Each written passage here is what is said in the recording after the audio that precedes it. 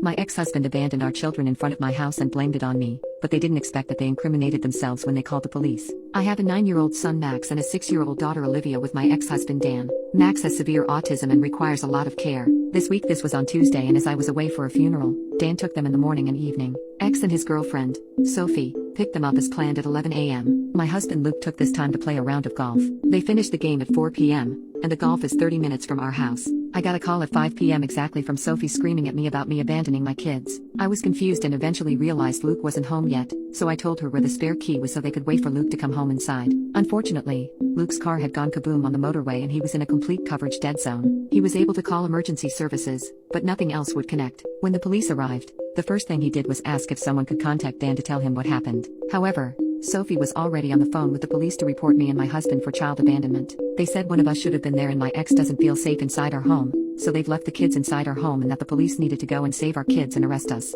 The police person speaking to them told them multiple times to turn around and that they were the ones who had abandoned them. This whole time I'm getting messages from Dan saying how this was unfair on him and Sophie and that I'm a terrible parent for leaving them with someone who doesn't give a poop about our kids. At this point I didn't know what was going on.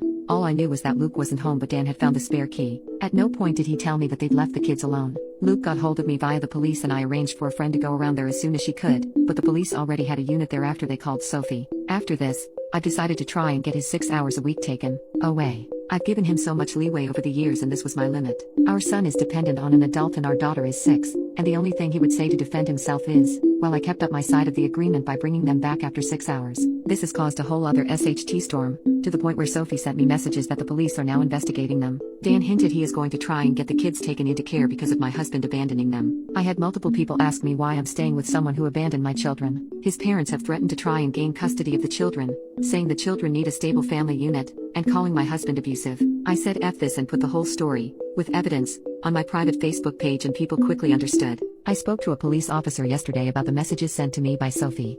I'm going to gloss over some details, for reasons, but they are moving forward with an investigation. There's a continued pattern of behavior, and it has been escalating.